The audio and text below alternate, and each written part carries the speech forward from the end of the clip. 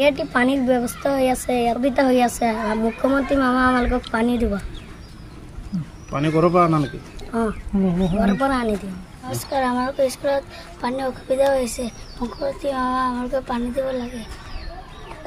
আমালোকৰ পানীৰ অসুবিধা হৈ আছে।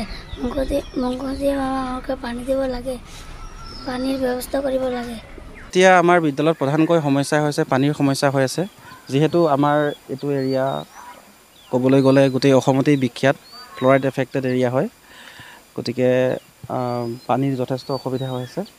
আৰু সেই অসুবিধাৰ হেতুকে আমাৰ বিভিন্ন সময়ত আমাৰ বিদ্যালয়ত আমাৰ ৰান্ধনীসকলৰো খাদ্য ৰন্ধাত যথেষ্ট অসুবিধা হৈ থাকে, যাৰ কাৰণে আমি আঁতৰৰ পৰা গৈ পেলাই পানীৰ ব্যৱস্থা কৰি আমাৰ যি মধ্যাহ্ন ভোজনৰ সেইখিনি ব্যৱস্থা কৰিবলগীয়া হৈ আছে। এইটো আপোনাৰ প্ৰধানকৈ হৈছে আজি প্ৰায় 3 মাহমানৰ আগৰ পৰা যেতিয়াই ইয়াতে 4 লেনযুক্ত কাম যেতিয়া আৰম্ভ হৈছে, আৰম্ভ হোৱাৰ লগে লগে ইফালৰ যিমানবিলাক মানে পানীৰ পাইপলাইন সেইবিলাক আছিলে সেইবোৰ নষ্ট হৈ গৈছে। নষ্ট হোৱাৰ ফলত এইবোৰ অঞ্চলতো এতিয়া পানীৰ অসুবিধা হৈ আছে আৰু তাৰ লগতে আমাৰ বিদ্যালয়টো চলি আছে। পানী প্ৰধানকৈ আমি খোৱাৰ ব্যৱস্থা তেওঁলোকক ঘৰৰ পৰা আনিবলৈ কওঁ। তেওঁলোকৰ বটলৰ ব্যৱস্থা তেনেকৈ কৰি দিয়া হৈছে, তেওঁলোকে ঘৰৰ পৰা লৈ আহে। 1 নম্বৰ সমস্যা হৈছে আমাৰ পানীৰ সমস্যাটোৱে। আজি বহুত বছৰ ধৰি ইয়াত ফ্ল'ৰাইড এৰিয়া যুক্ত আছিলে। তাৰপিছত এতিয়া ফ্ল'ৰাইডৰ ডক্টৰবিলাকে আহি ধৰিবা ফ্ল'ৰাইডৰ সেইটো বহু পৰিমাণে কমি গ'লগৈ। তাৰপিছত এতিয়া আমাৰ PHC যোগেদি যিটো আমাৰ টেপ পানীৰ তেওঁলোকে ভালকৈ দিছিলে দিনটো, কিন্তু আমাৰ ইয়াত এতিয়া কোনো ৱালৰ সুবিধা নাইকিয়া কাৰণে স্কুল বাউণ্ডেৰী 1 নম্বৰতে বাউণ্ডেৰী ৱাল নাইকিয়া হোৱাৰ কাৰণে ল'ৰা ছোৱালীবিলাকে আমাৰ টেংকি সেইবিলাক বহুত ভাঙি চিঙি পাইপ চাইপবিলাক চব নষ্ট কৰি পেলালে। আৰু কাৰেণ্টত যিটো বস্তু কাৰেণ্টতহে পানীটো আমি উঠাব পাৰোঁ। কাৰেণ্ট নহ'লে আমি পানীৰ কোনো সুবিধা কৰিব নোৱাৰোঁ। যিটো পানী আমি পাওঁ এতিয়া বৰ্তমান পাই আছোঁ, কিন্তু পানীটো এতিয়া তেনেকৈ আমি মধ্যাহ্ন ভোজন হ'লে কেতিয়াবা পানীৰ অসুবিধা, কাৰেণ্ট নাথাকিলে পানীৰ অসুবিধাৰ কাৰণে আমি মধ্যাহ্ন ভোজনো আমাৰ বন্ধ হৈ যায়। অসুবিধা হৈ আছে, পানী নাই। আৰু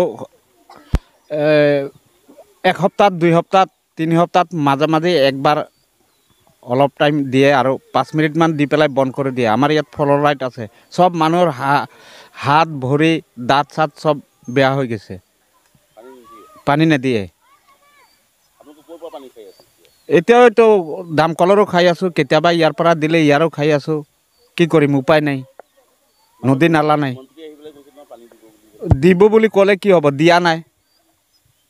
আৰু এতিয়া পাইপ চাইপ চব ফাটাই দিছে। এতিয়া বোলে পাইপ ফাটি গ'ল, ইফালে কাম চলা নাই, অহা নাই, ৱাৰ্ডাৰ অহা নাই, এইবিলাকে কৈ আছে। এইটো বাইপাছত 4 লাইনত চৰকাৰক কি ক'ম, এতিয়া আবেদন কৰি আছোঁ, এতিয়া দিয়া নাই, পোৱা নাই, আমি কি ক'ম আৰু। পানী লাগে। পানী ঘৰে ঘৰে টেপবিলাক এনেই মিছামিছি দি আছে, কোনো খুঁটিও নাই পুতিও নাই, একো নাই, এনেই পাইপকেইটা দি পেলাই থৈ দিছে। দামকলৰ পৰা খাওঁ। বেয়া। এতিয়া নাই, উপায় নাই, কি কৰিম।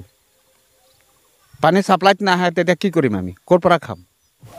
মানে আমাৰ গাঁৱৰ সমস্যাটো হ'ল এইটোৱে মেইন, মানে আমাৰ যে হালদিয়াটি অঞ্চলতে ফ্ল'ৰাইডৰ আছে, সেইটো কাৰণে পানীৰ অকণ ডিফেক্ট আছে। পানীটো যে টাইমমতে নাপায়, ল'ৰা ছোৱালী ঘৰৰ পৰা আনি স্কুলত যেতিয়া খাব দিয়ে, ঘৰৰ পৰা পানী আনি খাব লাগে। এইটো আপোনালোকৰ বহুত দিন হৈ গ'ল।